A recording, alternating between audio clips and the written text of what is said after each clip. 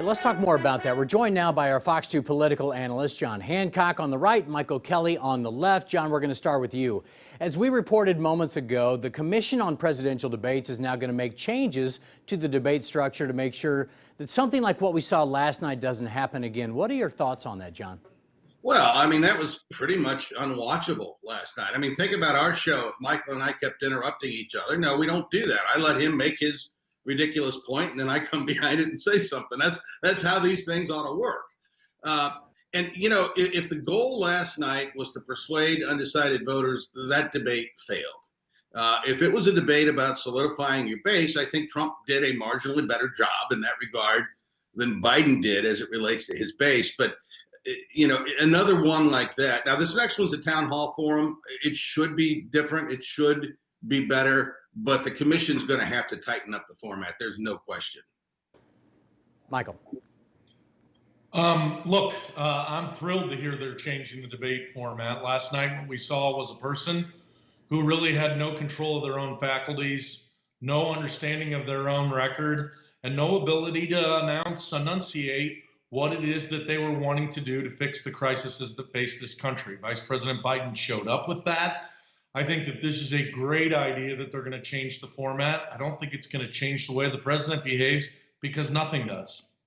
You know, Michael, as we've seen in our inboxes today and all over social media, unless you're a solidly Democratic person or Republican, you're likely saying there was no winner last night. So I'm going to ask you this first, and then John gets the same question. What would you advise Joe Biden to do to try and close the sale with undecided voters right now to get people into his camp? Yeah, I'm not sure there are any undecided voters, especially after watching last night. I think the decision is clear. But Joe Biden needs to do what he was prepared to do last night, which is to come in and talk about the record of the president, talk about the record of himself, lay out the plans that he sees to address COVID and the changing healthcare situation in our country, enunciate his issues, talk about the issues that the president hasn't addressed, lay out a plan, and allow the president to act like a child.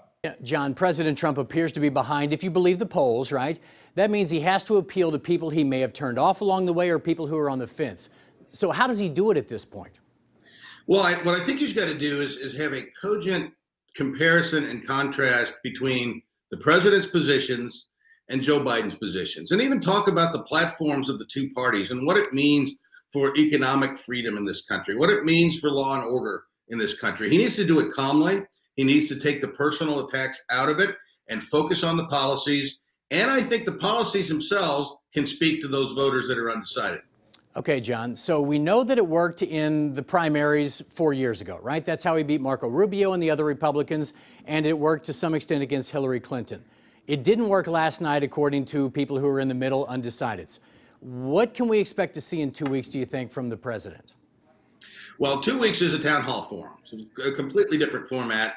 The president needs to connect with the people, the actual real people that are asking the questions. He needs to look them in the eye.